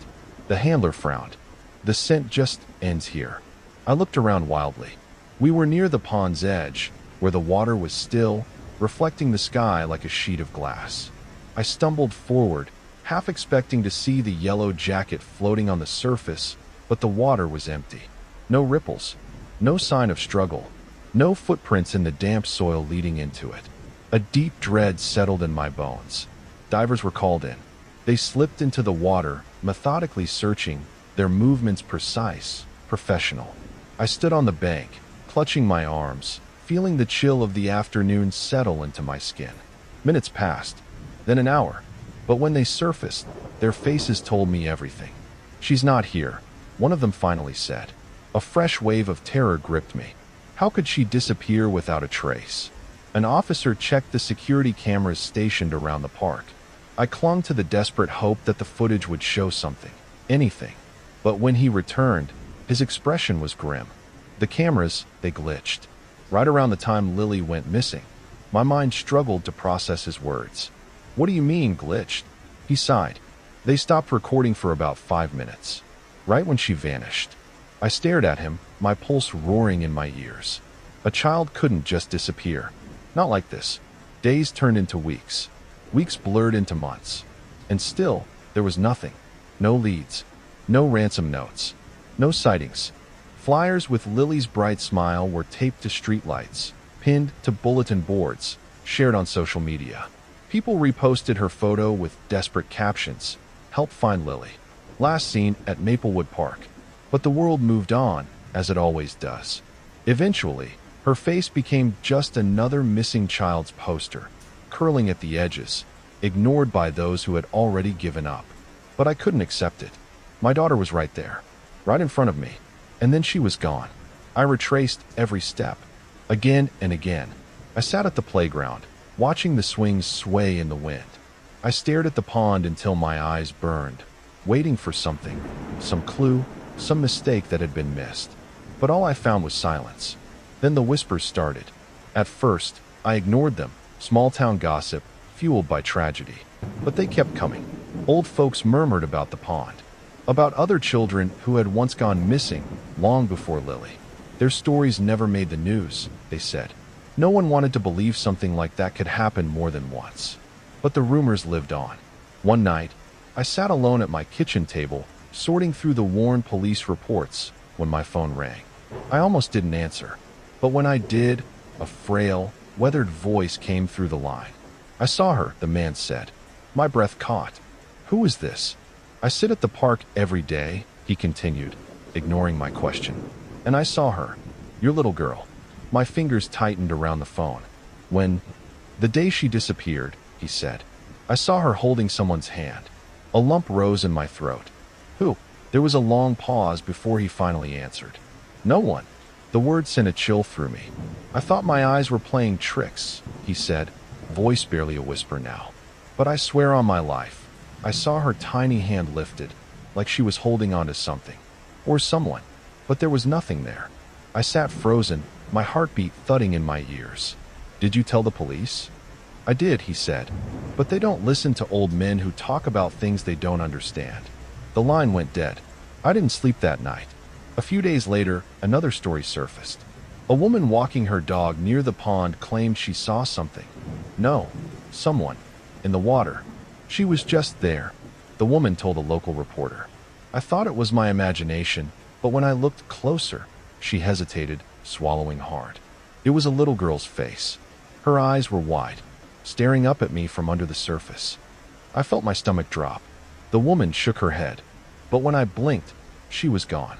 I went to the pond the next morning. I stood at the edge, staring into the murky depths. My reflection wavered on the surface. The wind rippled the water. And for a moment, just a moment, I thought I saw something beneath it. A hint of yellow, the faintest outline of a small, pale face. Then, just like that, it was gone. And all I could hear was the wind whispering through the trees, calling her name. A year had passed. 12 months. 52 weeks. 365 days. And I was still here. The world had moved on, but I hadn't. I couldn't. Every morning, I woke up expecting to hear Lily's voice, to see her bright yellow jacket running through the house. But all I had were echoes. And questions. Too many questions. So on the anniversary of her disappearance, I found myself back at Maplewood Park. The sun was weaker than it had been that day, hidden behind gray clouds. The air was thick, heavy in a way I couldn't explain. I walked past the swings, past the empty benches, past the playground where other children laughed, just like Lily had. I didn't stop until I reached the pond. It looked the same. The water was still, undisturbed. The reeds at the edges swayed slightly in the breeze. But something felt wrong. I had been here so many times before, searching, begging for answers. But today, something was different. My feet carried me toward the tall grass near the water's edge, the place the search teams had scoured, the place I had checked over and over again. And that's when I saw it. A torn scrap of fabric, tangled in the reeds. Bright yellow. My breath caught in my throat. My fingers trembled as I reached down, barely able to believe what I was seeing. The fabric was clean. No dirt, no mold, no sign it had been sitting there for an entire year. It was as if it had been left there just moments ago. I gripped it in my hands, my pulse roaring in my ears. My knees nearly gave out beneath me. I had checked this spot before, dozens of times. This hadn't been here. It couldn't have been here. And yet it was. A cold wind swept through the trees, sending a shiver down my spine.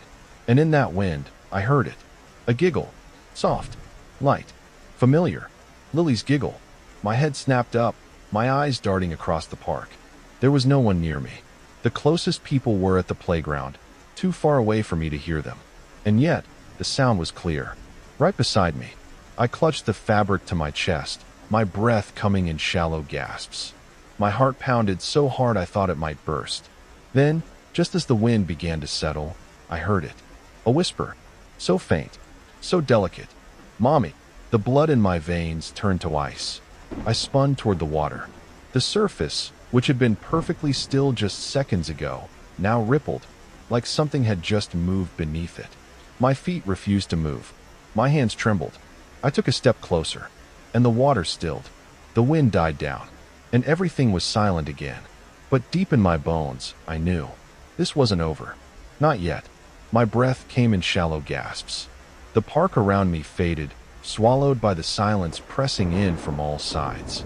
All I could hear was the pounding of my heart, the whisper of the wind, the echo of that single, impossible word. "Mommy." I stepped closer to the pond. My legs felt heavy, as if something unseen were pulling me forward. I knew I should turn away. I should run. But I couldn't. Lily was here. Somewhere. I peered into the water, my reflection shifting with the gentle ripples. My own wide, fearful eyes stared back at me. My pale face, my trembling lips. But then, a flicker of movement beneath the surface. My stomach lurched. I blinked, and suddenly, I wasn't looking at my own reflection anymore. Lily's face stared back at me. Her dark hair floated weightlessly around her. Her small features were pale, her lips slightly parted. Water clung to her eyelashes, her cheeks, her tiny chin. But her eyes were wide. Too wide. They locked onto mine, filled with something I couldn't understand. Something beyond fear, beyond sadness. She lifted a hand.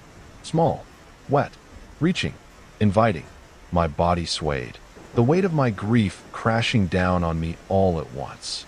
I had spent a year searching, begging for answers, clinging to the hope that somehow, I would find my daughter again. And now she was here. A voice in the back of my mind screamed at me to stop. This wasn't right. This couldn't be real. But my heart didn't care. I reached out. The tips of my fingers grazed the water. It was ice cold. Beneath the surface, Lily's lips parted, and for the briefest second, I thought she smiled. Then, a hand clamped onto my shoulder. I gasped, stumbling back, nearly falling onto the damp grass. The moment was broken.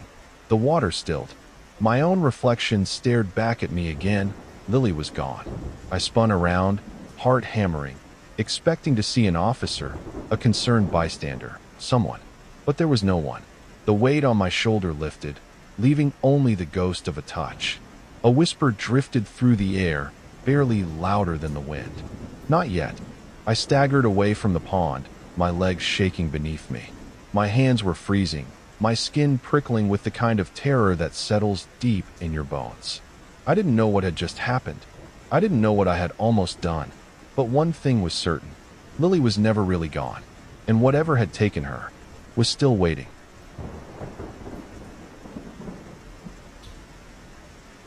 I don't usually take long drives this late, but sometimes life doesn't give you a choice. I had just finished a long shift, one of those exhausting, soul-draining nights where time seems to stretch endlessly. My boss had asked me to cover for someone, and by the time I finally clocked out, it was well past midnight. I was heading home, but the usual route was blocked off for road work. The GPS suggested an alternate path, one I'd never taken before. It looked like a straight shot on the map, just a lonely stretch of highway cutting through miles of open land.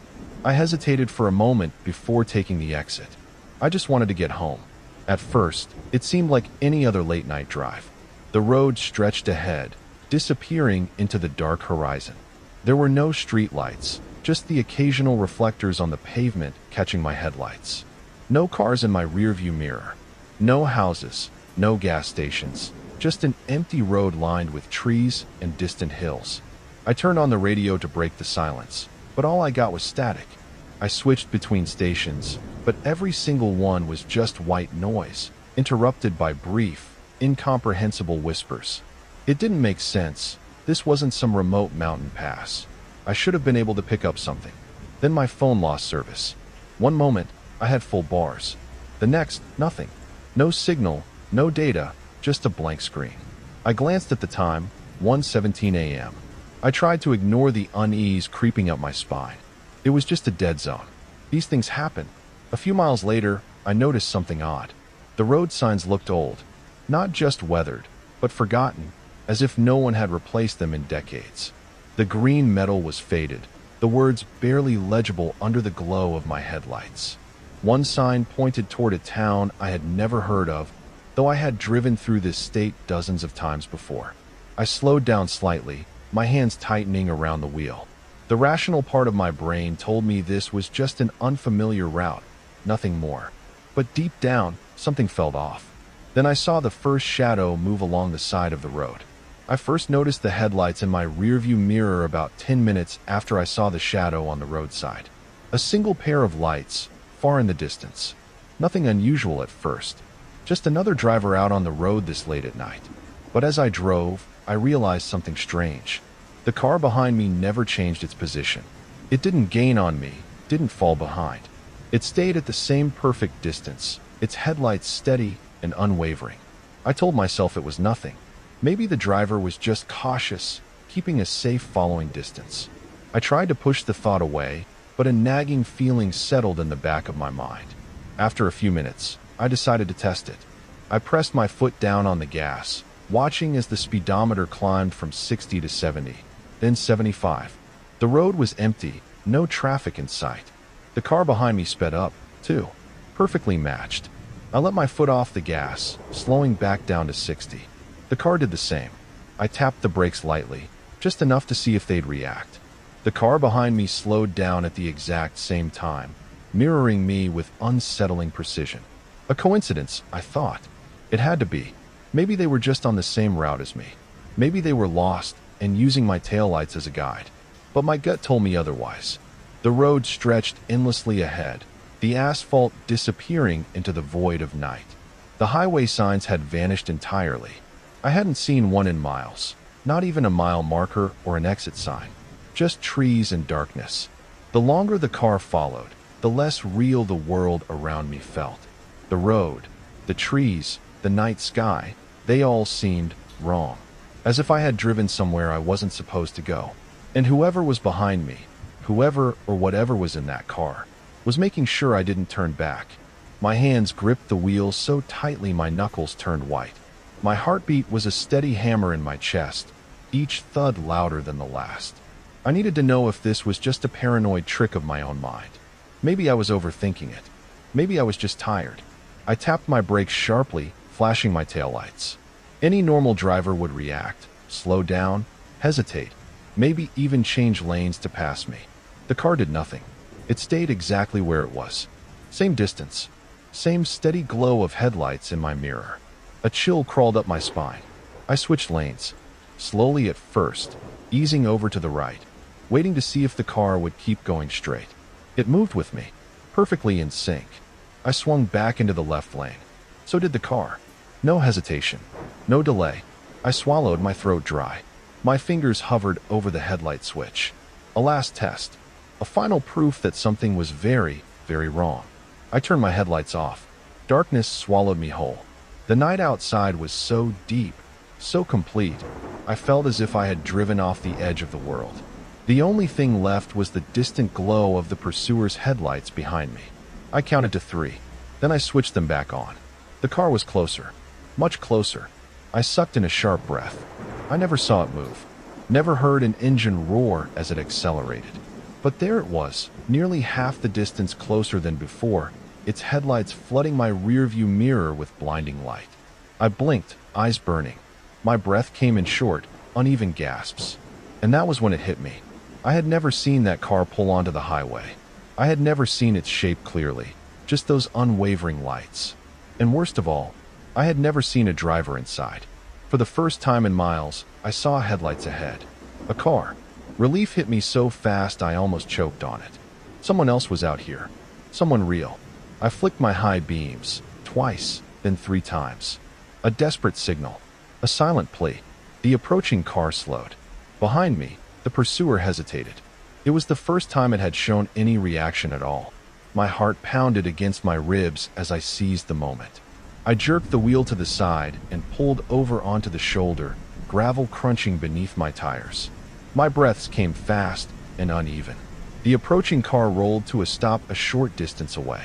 I turned toward it, hoping, praying, to see a kind stranger, someone who would ask if I needed help, someone who could reassure me that I wasn't losing my mind. Instead, the driver just stared. A man sat motionless behind the wheel, his face illuminated by the dim glow of his dashboard. He didn't look confused. He didn't look concerned. He just watched me, unblinking, expressionless. I couldn't move. My fingers dug into the steering wheel, my mind screaming at me to do something, anything. But I was frozen in place, caught in the weight of his empty gaze. Then, behind me, the pursuer's headlights went out. Vanished. Not dimmed. Not driven away.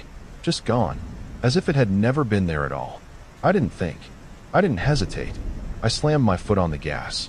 The tires skidded on loose gravel before gripping the asphalt, launching me forward. The other driver, the staring man, didn't move. He just sat there, watching as I sped past, his face disappearing into the darkness. I didn't check my mirrors. I didn't want to know if the pursuer had returned. The only sound was my own breathing, ragged and uneven, and the hum of the engine as I pushed it harder than I ever had before. Then, the radio crackled. A burst of static, sharp and sudden, like a whisper breaking through the silence. And then, beneath the distortion, I heard it. A voice. Soft. Almost amused. It whispered my name. A chill coiled around my spine, squeezing the air from my lungs. My fingers trembled against the wheel. I glanced at the mirror. For the smallest fraction of a second, just long enough for my mind to register it, those headlights were there again. Blinding, unmoving, right behind me. Then gone. The highway stretched on, empty and endless. But I knew. I wasn't alone. It took nearly an hour before I saw signs of civilization. A gas station appeared on the side of the road like an oasis, its flickering neon sign barely holding onto life. My body ached with tension as I pulled in, my hands stiff from gripping the wheel. The clerk was a middle-aged man with tired eyes, leaning lazily against the counter. I swallowed, my throat dry as sandpaper. "Hey," I croaked, my voice hoarse. "That highway I just came from, is there another way onto it?" The man frowned, rubbing his chin. "Nah," he said. "Only one entrance, but it's been closed off for years. No one drives that way anymore." I stared at him, my stomach twisting. I had been on that road for hours. I had followed the GPS. I had been chased by something that shouldn't have been there. My fingers twitched. I turned toward my car, toward the darkened window, needing to ground myself, to prove I was finally safe. Then I saw it, in the reflection of the glass. Something was sitting in my back seat, watching me, and smiling. I have always preferred solitude. The city, with its endless noise and restless crowds, exhausted me in ways I could never quite explain. That's why, whenever I had the chance, I sought refuge in nature, somewhere deep, untouched, where I could forget the world for a while. This time, I had chosen a spot farther than ever before. A clearing deep in the woods, miles away from the nearest road, far beyond where casual hikers would dare to venture. I had found it on an old map, a forgotten place that barely seemed to exist anymore. That only made it more appealing. By the time I arrived, the sun was dipping low, casting long shadows between the trees. The clearing was beautiful, open, yet surrounded by towering pines, their dark forms standing like silent watchers. The ground was soft with fallen needles, and the air smelled of earth and wood. I set up my small tent near the center, taking in the quiet. It was the kind of silence I longed for.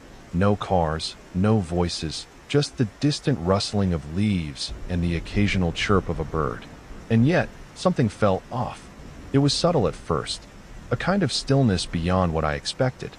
The deeper parts of the forest seemed too dark, too quiet, as if something had hushed the usual sounds of life. There was no wind, yet I felt a faint chill, the kind that settles in the bones. I shook it off. It was probably just my imagination, the adjustment from city chaos to true wilderness. I had come here to escape, to be alone, and that was exactly what I got. For now, with my tent secured and my gear unpacked, I turned my attention to the fire. The sun had set quickly, as it does in the deep woods, and darkness crept in like ink spilling across the land. I stacked the dry wood I'd gathered earlier, striking a match and watching as flames curled hungrily around the kindling. The fire crackled to life, casting flickering orange light across the clearing. I felt an immediate sense of comfort, something primal about the glow and warmth in the middle of the dark wilderness. Even with the fire, the night beyond my little circle of light seemed impossibly black, the trees merging into a single, unbroken wall. I double-checked my car, making sure it was locked. It wasn't likely anyone else was out here. This place was far from any major trails, but old habits die hard. Satisfied, I sat by the fire, stretching my legs, letting the peaceful quiet settle in. And then the flames wavered. It was strange. There was no wind, yet the fire flickered violently, as if something unseen had passed through it.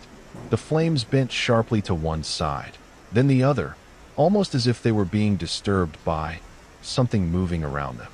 I frowned, shifting my position, watching closely. A trick of the heat, maybe? I had seen fire dance unpredictably before, but this felt different. I waited, expecting another sudden flicker, but the flames slowly steadied, burning upward as they should. I let out a slow breath, forcing myself to relax. Then came the rustling. It was faint at first, somewhere beyond the fire's glow, hidden in the thick trees. A soft shuffling sound, the unmistakable whisper of something moving through undergrowth. Probably an animal, a fox, maybe, or a deer disturbed by the fire.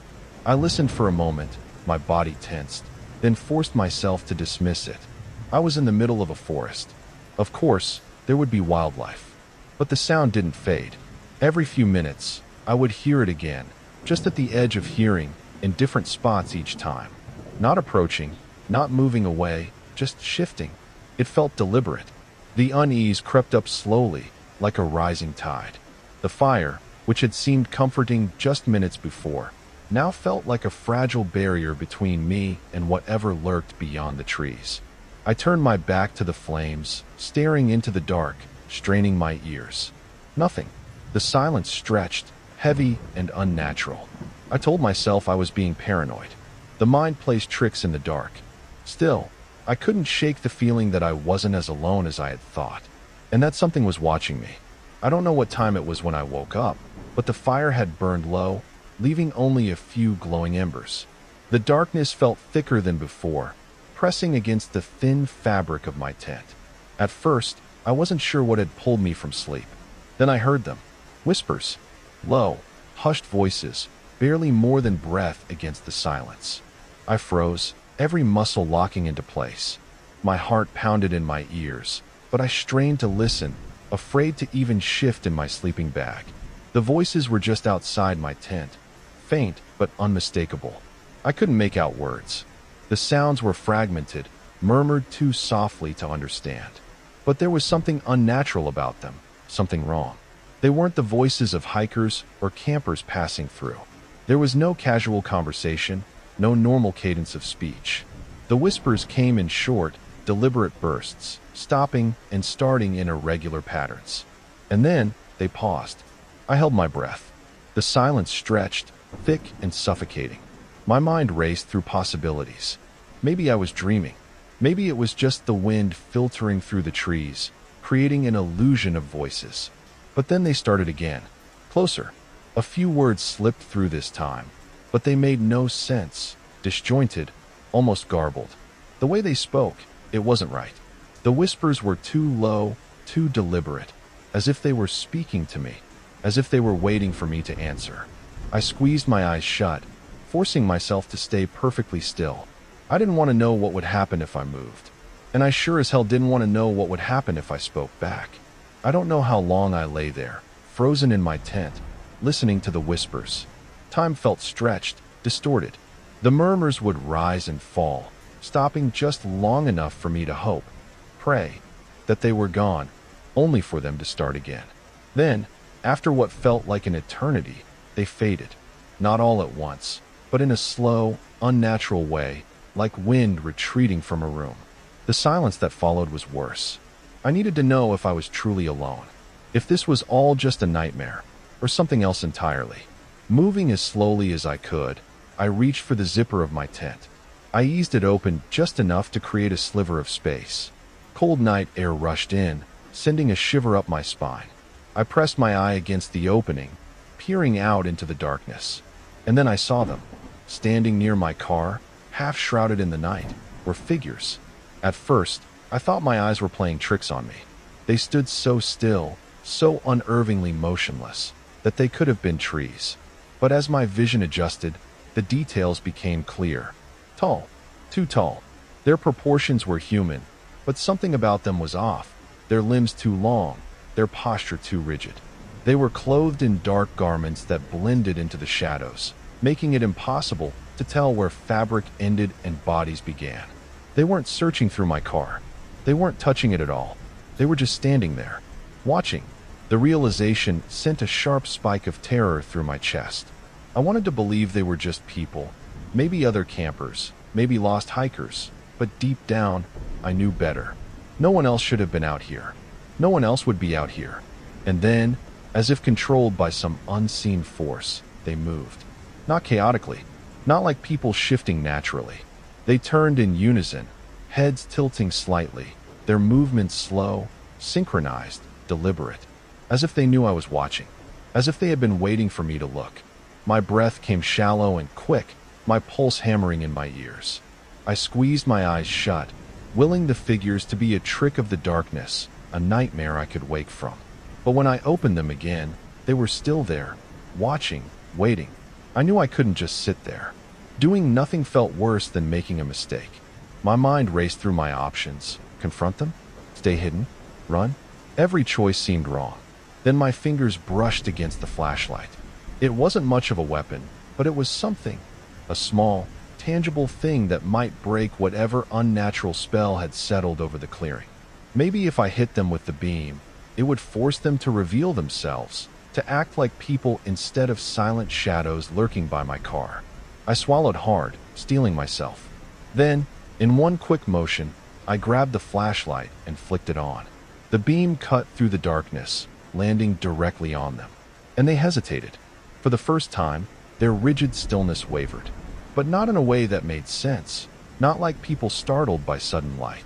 They didn't flinch or shield their eyes. They simply stopped, as if the light had changed something, as if I had disrupted them mid-action. Up close, they looked even more wrong. Their faces, if they had any, were obscured by deep shadows, their bodies wrapped in something dark and indistinct. The way they stood, the unnatural angles of their limbs, the way they tilted their heads ever so slightly in unison, it wasn't right. Then, without a word, they began to move. Not toward me, but away. Their retreat was slow, controlled, almost choreographed. They didn't turn and walk like normal people. They seemed to glide, their forms slipping further into the trees, swallowed by the shifting darkness. Within seconds, they were gone. I kept the flashlight trained on the spot where they had stood, my hand trembling. The night was silent again, but it was a different kind of silence now, charged, expectant, as if something was waiting for me to make my next move. I wasn't sure if I had scared them off, or if I had just played right into whatever game they were playing. I stayed frozen for what felt like an eternity, my flashlight beam still pointed at the empty space where the figures had stood. My own breath was deafening in the silence, my pulse hammering so hard I could hear it in my ears. I listened. Nothing. No footsteps retreating into the distance. No rustling of leaves. No breaking branches. It was as if they had simply dissolved into the night. That was the worst part. If they had been human, actual intruders, they would have made noise. Running, stumbling, something. But the silence that followed their disappearance was absolute, as if the entire forest had been holding its breath. And I had the awful feeling that it still was. Forcing myself to move, I stood slowly, legs unsteady beneath me. I needed to check my car. Needed to do something instead of sitting there, letting the fear strangle me. My light cut through the darkness in jittery arcs as I stepped cautiously toward the vehicle. The windows were fogged from the cold night air. But as I got closer, my stomach clenched. There were handprints on the glass. Faint, almost imperceptible in the condensation, but there. Smudged outlines of fingers trailing along the surface. Not just on the driver's side, on all the windows. Some were high, where an adult's hands would be. Others were lower. Too small. Too many. I swallowed back the rising panic, my grip on the flashlight tightening until my knuckles ached. I hadn't heard them touch the car. Hadn't heard a single sound. That meant they had been standing there for a long time. Just watching. The thought made me want to climb into the car, lock the doors, and drive until I saw streetlights again. But first, I needed to grab my things. I wasn't about to leave behind my gear, or worse, give whatever was out here a reason to follow me. I turned back to the tent, moving quickly now, my nerves stretched thin. Unzipping the entrance, I crouched inside and swept my flashlight over my belongings. Everything looked untouched, my bag, my sleeping gear, my scattered supplies, except something was different. There, in the center of my sleeping bag, was a small object, something that hadn't been there before. I reached for it with trembling fingers, my throat tightening as I lifted it into the light. A stone, smooth, small, and placed there deliberately. I stared at it, my mind racing. Someone, something, had been inside my tent. Not long ago, not while I was gone, while I was sleeping, and I had never heard a thing. A deep, primal dread settled over me. My body felt cold, despite the fire's lingering warmth. They had been in my tent, while I slept, I stared at the smooth stone in my hand, my mind grasping for explanations, for logic, for anything that could make sense of this. Maybe I had picked it up earlier and forgotten. Maybe I had knocked it loose from my bag. But I knew the truth. I hadn't put it there. And that meant someone, or something, had. I shoved the stone away, heart hammering as I grabbed my pack, stuffing in whatever I could. I needed to leave. Now. My every instinct screamed at me to get out of this place before something worse happened. Stepping out of the tent, I swung my flashlight wildly, scanning the tree line, the car, the clearing. Nothing. No figures. No movement. No sound. But that didn't mean I was alone. I reached my car in seconds, fumbling with the keys, my breath coming in short gasps. The handprints were still on the glass, faint but undeniable. I yanked the door open, threw my bag onto the passenger seat, and slammed the door shut, locking it instantly. The engine roared to life. The headlights sliced through the trees, illuminating the empty clearing, the abandoned tent, the faint wisp of smoke still rising from the fire's remains. Something inside me told me to look one last time. And I wish I hadn't. Because just as I put the car in reverse, just before I could tear out of that cursed place, I saw them, lined up at the edge of the trees. Not moving, not advancing, just standing, watching. The same figures, the same eerie stillness. But now, in the glare of my headlights, I saw them more clearly than before. Their faces were obscured, not by darkness, but by something else. A distortion, like a smudged reflection in rippling water. Even as I stared, I couldn't focus on their features. My brain refused to process what I was seeing. One of them tilted its head, just slightly, as if acknowledging me, as if it knew. I didn't wait. Slamming the car into reverse, I sped backward onto the narrow dirt path, the tires skidding in the loose earth. The figures remained where they were, vanishing into the darkness as I turned the car around, speeding toward the main road. I drove without stopping, without looking in the rearview mirror, without breathing. I didn't stop until I was miles away, until I saw streetlights and gas stations and other people, until I was certain that whatever had been in those woods wasn't following me. When I finally pulled over at a roadside diner, hands still shaking, I forced myself to take deep breaths, to process, to convince myself it was over. And for the most part, it was.